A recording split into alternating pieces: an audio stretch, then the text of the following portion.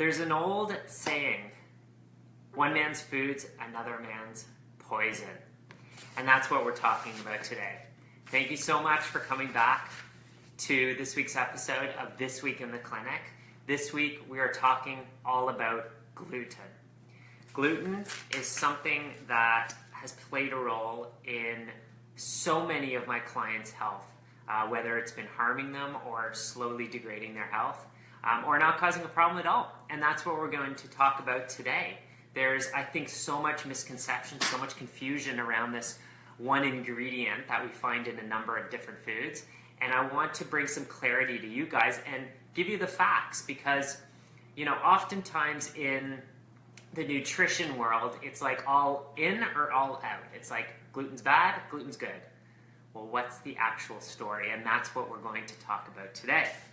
So just to give you a little bit of an intro as to some of the things we're going to cover is, first of all, when gluten is okay and when gluten is not okay.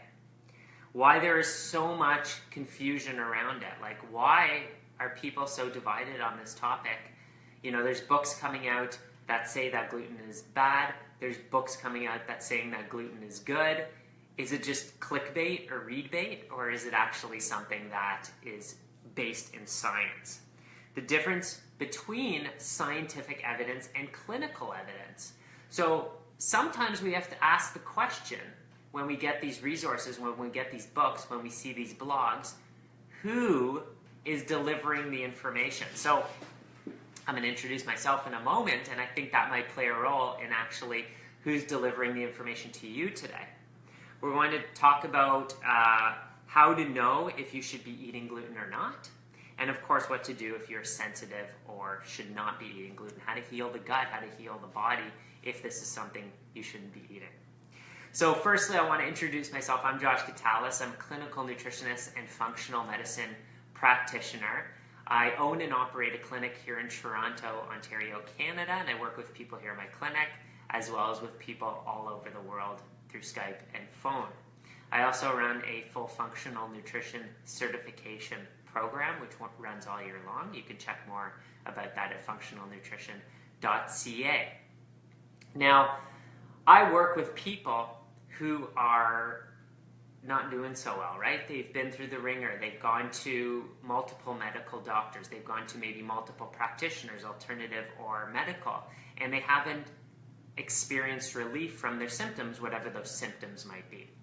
So what I want to bring to the table today is a perspective, a clinical perspective on gluten. You know, what are clinicians actually seeing with actual people? Because what we see in studies is very different than what we see in real life, okay? So the first thing I want to convey, and this is sort of a bonus tip for those of you who are tuning in right from the beginning, is that symptoms of gluten sensitivity or celiac don't necessarily happen in the gut. I know that might be surprising to some of you. You know, if I asked, 10 people what part of the body celiac affects, they're all going to say the gut, right? Most of the time. But a lot of the time, symptoms are are occurring outside of the gut. The word for this is extra-intestinal, outside the intestinal area. And the symptoms can vary widely. So one thing I want you to understand as we go along here is that celiac and gluten sensitivity isn't necessarily just confined to the gut. This can affect all parts of the body. One of the reasons why we equate it so directly with gut is, firstly, when it was first discovered, celiac, it was discovered through a biopsy of the gut tissue. And what they found was that this tissue was damaged. There's these microvilli in our small intestine that kind of look like little finger-like projections. That's why I'm doing this funny movement. It's called a brush border because it also looks like a brush.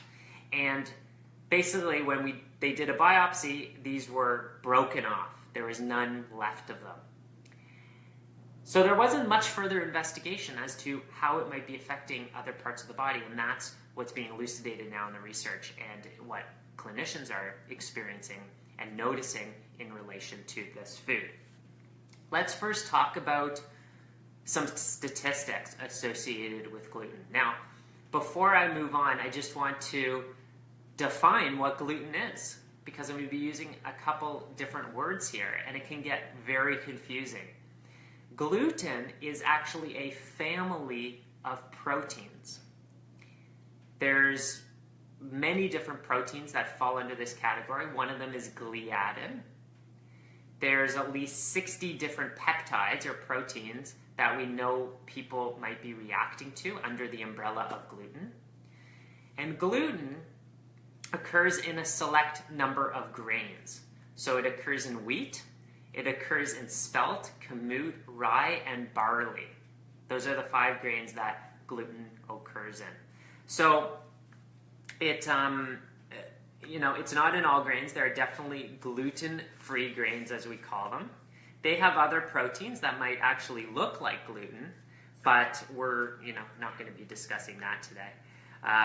So we're just going to basically focus on this family called gluten. Now, before I get into it, first of all, if you're joining me live, give me a thumbs up if you're following along and you're enjoying the information. Please share or tag someone if you think they're going to be of benefit.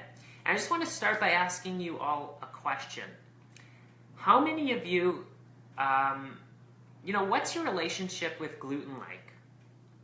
Have you eliminated it 100%? Are you on the 95% level where you kind of eat it when you're going out or if you're at a friend's house? Is this a completely new topic to you, right? Have you never really considered gluten as being something that might be an issue? Or do you eat sticky buns for breakfast every day and love gluten so much that you're just interested in what I have to say, but you're still going to go eat your sticky buns? Just put it in the comment box. I'd love to see where we're at for those of you who are joining me today. So a few statistics. First of all, the end stage of gluten disease or gluten sensitivity is called celiac disease. That's the one that's recognized by the medical community. There is a set protocol to diagnose this disease. And this is defined as complete or villus atrophy, which is those finger-like productions breaking off. That's celiac disease. And celiac disease is actually doubling every 15 years. It's doubling the incidence of celiac disease. Right now, about 1 in 133 people have been diagnosed with celiac, and those are just the people that have been diagnosed. There could be many others that have not been diagnosed. If you have a family member with celiac disease, you have a 20% increased risk of having celiac. So this is something that is really important clinically. When I'm working with a client who's been diagnosed with celiac, I'm also asking about their family. I'm suggesting that they get tested, which I will talk a little bit about. And also, if someone has not been diagnosed with celiac, but maybe they're presenting with some of the symptoms, I go and ask them where their family is at, on the celiac front as well. Does anyone in their family have celiac? Because maybe they'll have an increased risk of having celiac. Okay, so we know that it's actually increasing. So I spoke about celiac, but there's also something called non-celiac gluten sensitivity. So non-celiac, it's not quite the full-blown disease, but gluten sensitivity, there's some negative response to the gluten. And in the functional nutrition world and the world of clinicians, so those are people actually working with people, not in a lab, but in the real life situation, estimates are at about 30 to 60% of people are non-celiac gluten sensitive. And we're going to look at some science that may or may not back that up. So those are some statistics. And what we find is that, yes, rates are actually increasing. And I think it's pretty obvious that they are. You go into a health food store today or restaurants or grocery stores and gluten-free is everywhere. I was just in Whole Foods about a week or a week and a half ago, picking some stuff up, and they had prepared eggs. So they have a lot of prepared food, and they had prepared hard-boiled eggs for you to purchase. And on the label, it actually said gluten-free. I was quite surprised. Obviously, eggs are going to be gluten-free, but it just goes to show how the awareness has just skyrocketed in terms of gluten. And before I go on, I just want to check in with you guys and see what kind of comments have come in. So, Paula's mentioning that symptoms might be on the skin or having to do with brain fog. Yeah, we're going to talk about that in a moment. Maya's saying that 95% eliminated. Eat when out if you have no other options. And we'll talk about coming up whether that's a good strategy to eliminate as much as possible and what happens if you're still having a little bit. Sheena's saying that celiac diagnosis, gluten-free for 7.5 years now. Good for you, Sheena. And of course, that's mostly when people are eliminating gluten 100%, when it's at the worst, right? Chris is mentioning that gluten kills. This one time at band camp, and I guess that's a story for another day. Paul is saying I eat gluten a few times a week, and I am aware. Celiac for the past 6 years, definitely no cheating. That's from Rachel. Yeah, you can't cheat if you have celiac. I think you notice the symptoms right away. Nikki's mentioning that gluten-free for Hashimoto's, and there's a very strong gluten and thyroid connection, autoimmune thyroiditis connection, which we will talk a little bit about too. Sheena's mentioning that my sister also has celiac, and both my boys and my niece are all on gluten-free diets, and it runs in the family. We've covered that. Michelle's saying, what if the test was borderline? And I'll talk about that in a moment. And Chantal is saying B12 and iron deficiencies, I guess, you know, as a factor. Yeah, so that's definitely a factor. So let's talk a little bit about testing quickly.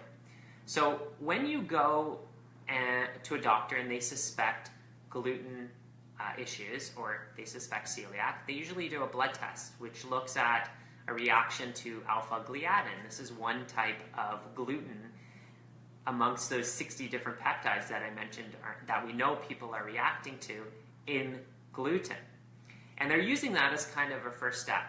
If that comes back negative, then they don't go on to do further testing. If that comes back positive, then they go on usually to do a biopsy. Biopsy is when they take a sample of the intestine to see what kind of shape it's in. So, first of all, the first issue is that blood test that they do only looks at one type of peptide in that gluten family. We know that there's 60 at least that people can react to. So it's fairly inaccurate in that respect, that it's just looking at the tip of the iceberg. Now, if that does come back positive, again, in the medical community, they don't consider that a diagnosis of celiac. From a clinician's perspective, and this isn't just me, this is within the full functional nutrition and medicine world, if I see that there's an antibody to a food, that means your immune system's reacting to it. And I don't care if it's just borderline, I don't care if it's just a low number. If there's a number there, gluten should be avoided 100%. Okay? I've seen many people with tests that have shown certain antibodies, but there was no full-on diagnosis of celiac, and they're told they can go on and eat gluten, and they have all sorts of health issues around it. And they sometimes even tell me, when I eliminate gluten, I feel better, and when I have it, I feel worse. So if there's even any little suspect that there's a sensitivity, then I'd like them to eliminate it completely. So that's the first part, that's the blood test, and then they go in and they do a biopsy. Now, celiac won't really even come back positive until there's at least 50% villus atrophy of the small intestine. Remember those finger-like projections that get broken off? 50% of them have to be damaged before we start to get positive blood tests and that we can really see it under a microscope. So someone has to already be end-stage celiac in order to properly be diagnosed technically in the medical community. Now, yes, there are other ways to figure out if someone's sensitive to gluten. There's advanced testing. There's a lab in the US that recently opened, when I say recently, within the past 10 years, that tests for many more of those peptides, at least 10 of those peptides, rather than just the one or the two that a typical medical test would look at. They're called Cyrex laboratories. We run those tests quite often in my clinic, and they can look at a lot more of those peptides, so it's a lot more comprehensive. And the cool part of it is if people suspect they might be sensitive to gluten, we can do this test and it's a lot more comprehensive. Okay? And again, if any part of that test comes back positive, I want them to eliminate gluten completely, which are in barley, wheat, rye, kamut, and spelt. Remember those 5 grains? So that's regarding the testing. Now, let's talk about briefly first what type of symptoms we see with people who have non-celiac gluten sensitivity and what types of solutions we can come to, and also why this happens. But firstly, I want to just present a study to you guys. This study was, because people are asking over and over and over, well, I don't really have a reaction to it. Do I really need to eliminate it? And from a clinical perspective, I'm always looking to see if what you're eating, what you're thinking, what you're drinking, what you're doing is moving you up the slope of health towards health, or moving you what I call down the slope of health away from health. Nothing's neutral. So that's what I'm evaluating when I look at someone's diet. And if there's even a shadow of a doubt that something might be harming someone, I like to eliminate it completely.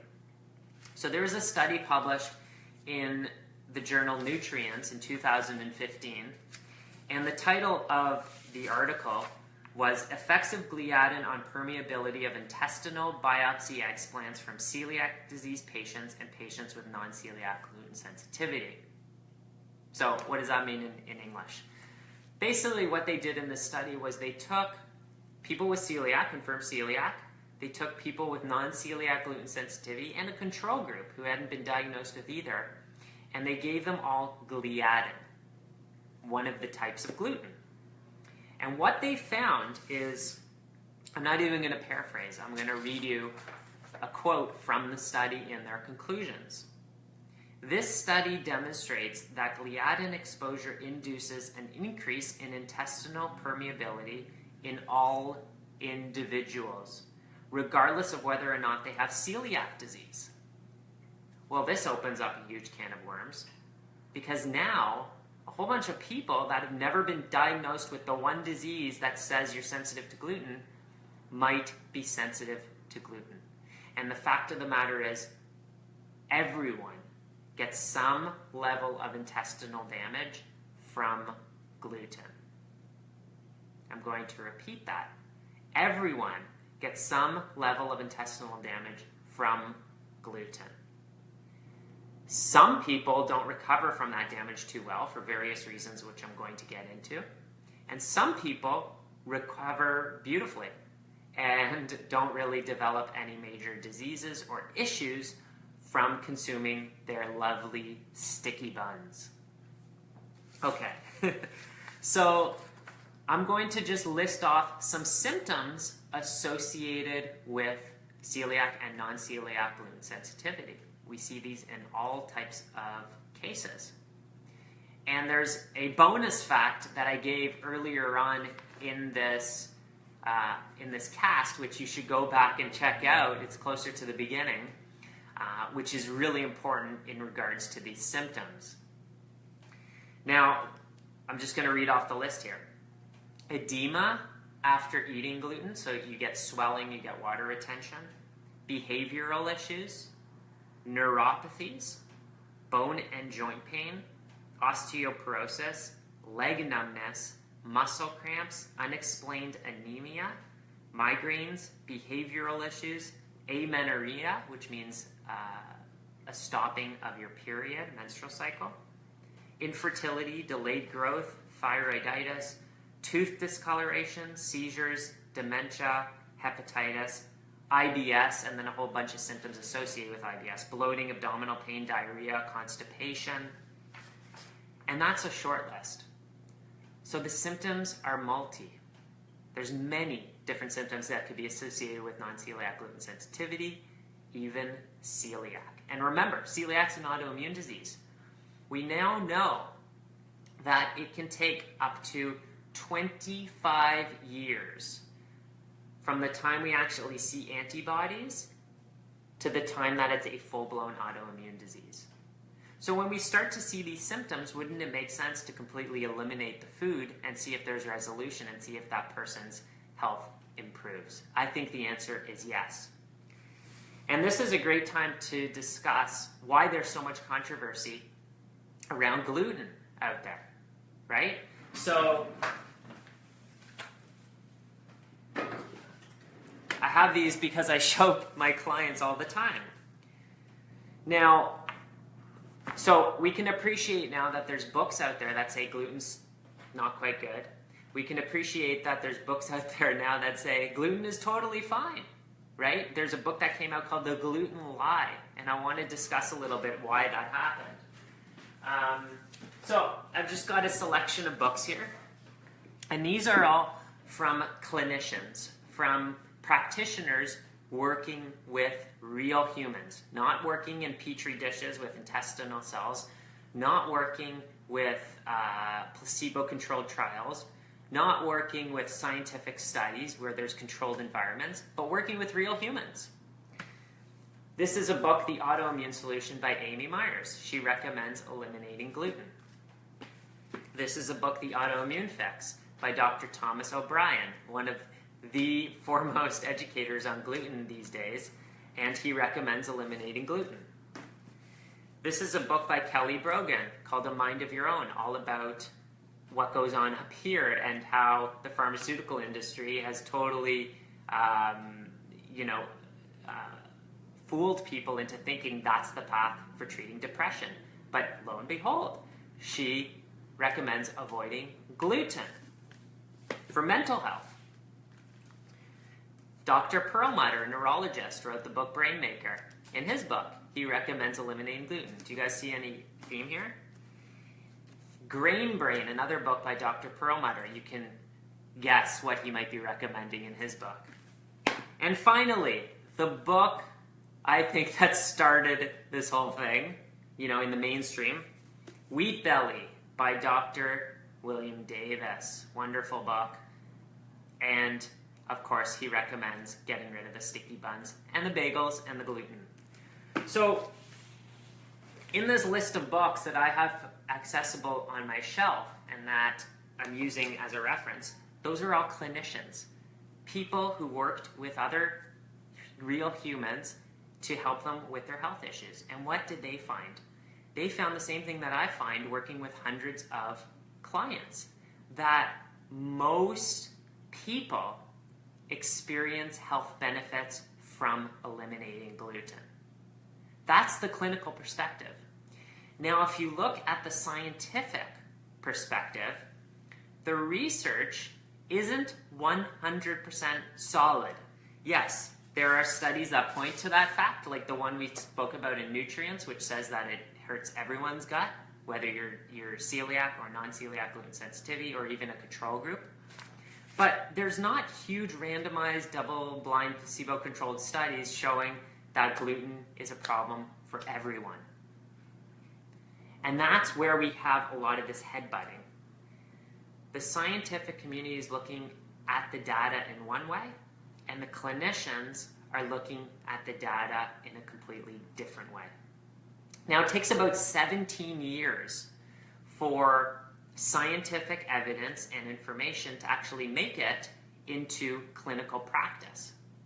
First, you got to get the evidence, and you run the trials, and you've got to get it approved. Then you have to have lots of evidence that that's the recommendation to make. It took 30 years before they knew that folic acid was linked to neural tube defects, and that became a standard of care. It was a low risk, no risk type of intervention, 1 milligram of folic acid prior to conception. But it took years for the medical community to accept that that was an important thing. So clinicians are usually ahead of the curve, ahead of the scientific curve at least, because they're actually seeing what happens with individuals. Now, I'm just going to check in to see what kind of comments have come in, and then we're going to talk about why gluten has become such an issue for so many people, why it has become what I call the perfect storm, okay? Because we used to eat this stuff, and we're still here on this planet, right? So why are so many people sensitive to gluten? So I'm just going to check in here online. Melissa Leithwood is saying Michael Pollan in Netflix Cook documentary introduced the idea that we have been eating gluten for hundreds of years, but fermented. Is fermented gluten okay? This is a fantastic question. And the answer is, if you're sensitive to gluten, fermentation does not make a difference. There are still gluten peptides in that, and that's a huge misconception around people, and I think that documentary did a major disservice to a lot of people that might be sensitive to gluten. In fact, in that documentary, which I watched myself, they have a chef actually speaking about bread and gluten and saying that it's false that so many people are sensitive to it. Well, if I want a nicely fresh baked bread, I will go to a baker. If I want health advice, I will go to a functional medicine practitioner, right? And yes, we've been eating this for many, many years, and I'm going to talk about that in a moment. So thank you so much for bringing that up, Melissa. It's a very important thing to appreciate. Michelle is saying that she suffers from psoriasis, and there's a very, very strong connection between gluten sensitivity and psoriasis. In about 10 to 20% of those with psoriasis, they'll actually show alpha-gliadin antibodies. So that's an interesting connection. Sheena Cooper is mentioning that I was negative for the blood test, 5 years gluten-free. I finally got the biopsy done because symptoms started back up, and I was told still had 5 areas not healed. I was given the celiac diagnosis and also lactose intolerance. Lactose intolerance usually happens secondary to intestinal damage. It's called secondary lactose intolerance. I stopped eating out and bought all new pans. My husband eats gluten but has all his own pots and pans now. I was also put on high dose of vitamins to help heal, and 2.5 years later, no symptoms at all. Love it, Sheena. Great story. If you don't have any issues or reactions, why might it still be best to avoid it? I think we have covered that now quite detailed. Gina, if you missed that, go back and watch once the recording's up. Stephanie says, I really wonder if leaky gut is at the root of most disease, and that would definitely be a huge part of it. Hashtag down with the sticky buns. I think I'm going to take that hashtag and use it. Another question from Kaylee. Don't sourdough breads authentically made reduce gluten reactions through the process of fermentation? So I would presume that it would reduce the reaction, but not eliminate it. Now, when people react to gluten, it is an immune reaction. Let me ask you a question. If one person was running around in the street with a gun, screaming and saying they're going to shoot up the town, is that going to call in the SWAT team and the police? The answer is yes, right? Obviously. If 10 people were running around with guns in the streets, is that going to call in the police and the SWAT team? Absolutely. And that's what happens with gluten. It does not matter if you have a little crumb. It doesn't matter if you have a whole sticky bun or a loaf of Wonder Bread. That's going to activate the immune system. So just like pregnancy, you can't be half pregnant, you can't be 95% pregnant. You're either pregnant or you're not. It's the same with gluten. You're either activating the immune system with it, or you have to be 100% gluten-free. So that answers a whole bunch of questions that we had earlier as well. Maya says, trying to understand why over in Italy, a culture that consumes quite a lot of gluten doesn't have these issues, or do they? Could it be that it has to do with our farming practices in North America? And actually, Italy is one of the fastest growing populations getting celiac disease diagnoses, probably because they eat so much. But I'm going to go into that in a bit more detail in a moment. And Jody says they're actually starting to have problems, as I just mentioned. The source of wheat is better here in Europe, but it looks like no one's immune system, I guess, is good anymore. I love tips on how to reduce gluten from a child's diet. That's from Cynthia. She's a picky eater, as it is, but loves bread and pasta. So the best way to eliminate gluten from a kid's diet is to eliminate gluten from the kid's diet. You probably can't see it. Actually,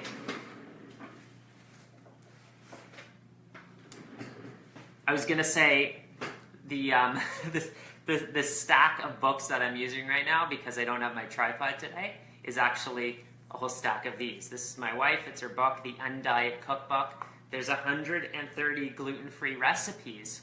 I think that's a fantastic place to start, Cynthia. Get my wife's book, The Undiet Cookbook. Also, nowadays, because it's such a problem, there's tons of blogs. There's tons of resources out there on eliminating gluten. My wife's website, megantopner.com, is a great resource.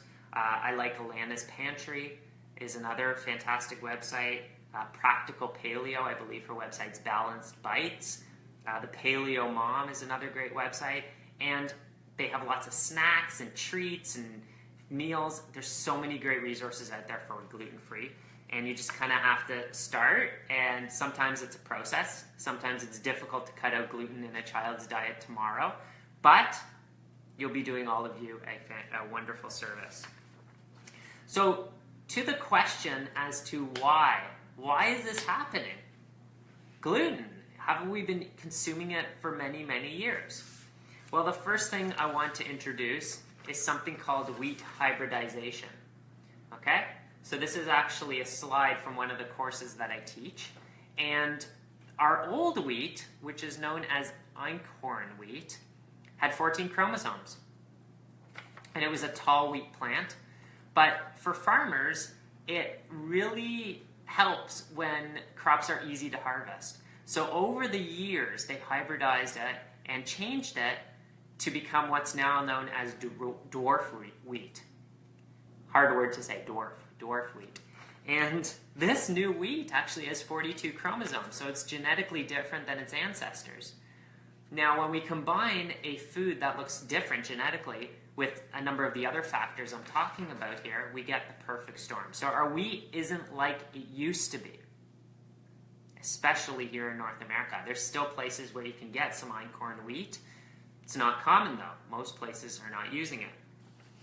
So that's one reason, and this is definitely not a comprehensive list. These are some of the main things that I like to focus on here.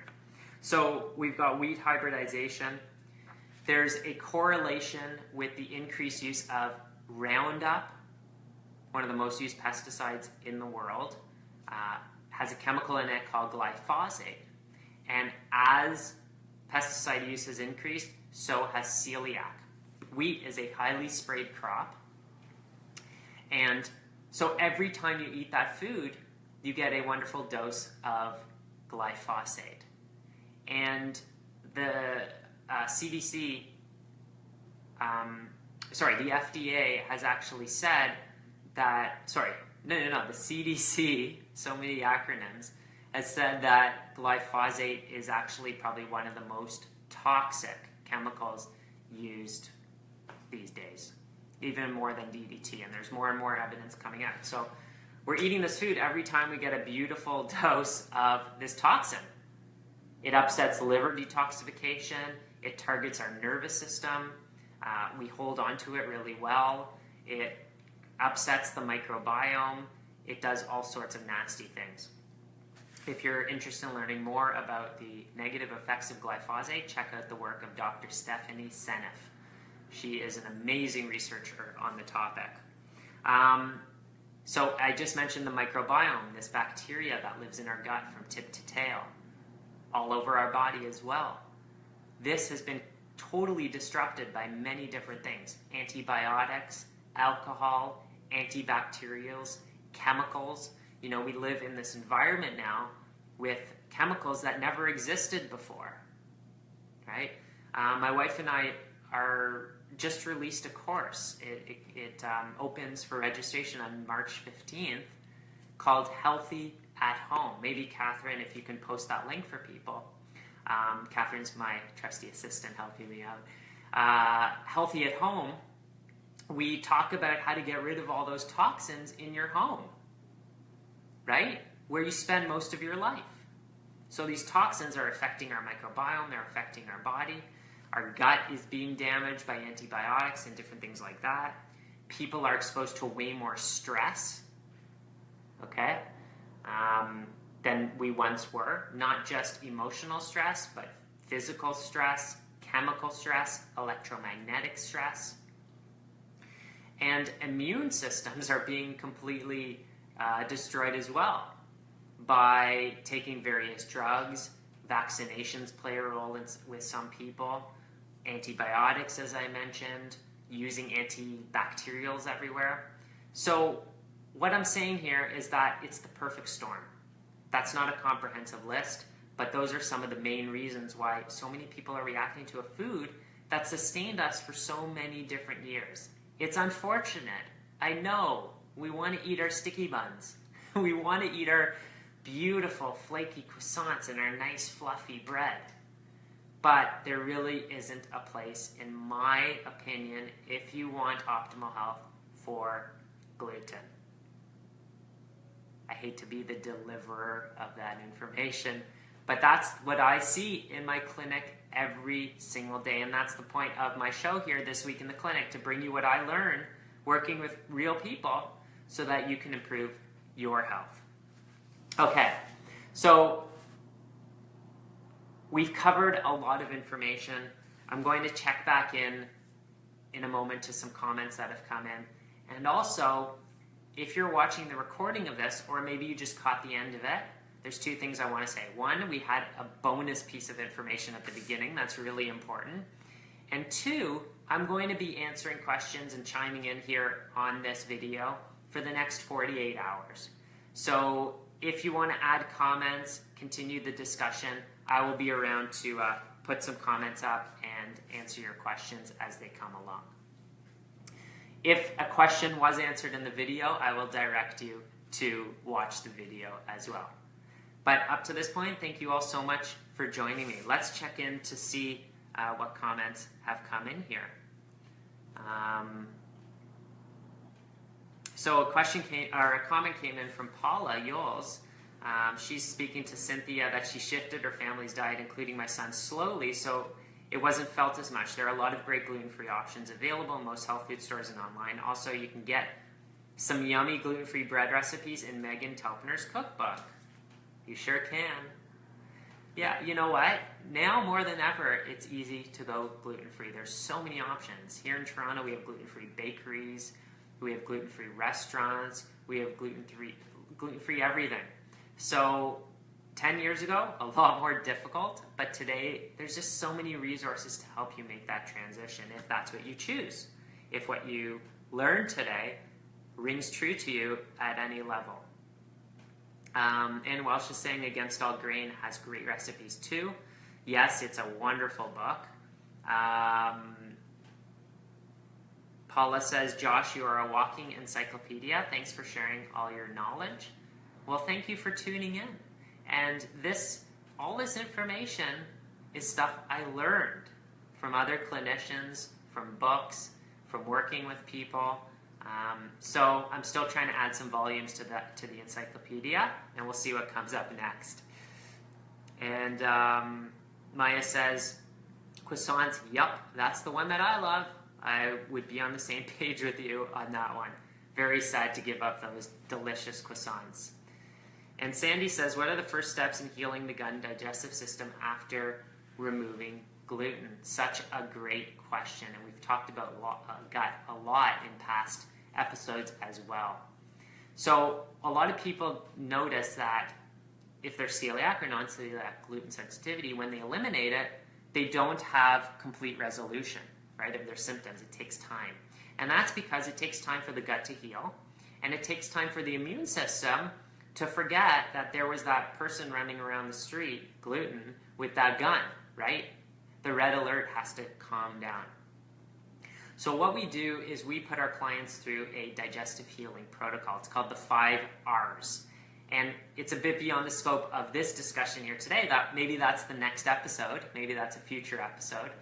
But it's a digestive healing protocol which involves restoring the digestive factors like our hydrochloric acid and our enzymes. That involves re-inoculating the gut with good bacteria and prebiotics and probiotics, which involves switching up the diet to help heal the gut, which involves bringing in nutrients that help to heal that lining, like L-glutamine, and rebalancing your life to make sure that it doesn't happen again. So for my clients that are newly diagnosed with celiac, if they want to be gluten-free, the house cannot have gluten in it. So we need to change over the whole family for an optimal result. Thank you very much for that question, Sandy. Paula says, what about fermented foods like shoyu or miso, which have gluten? Do you think these are okay? If you are sensitive to gluten, they are not okay. They will still have traces of those gluten peptides in them, and you have to avoid them completely.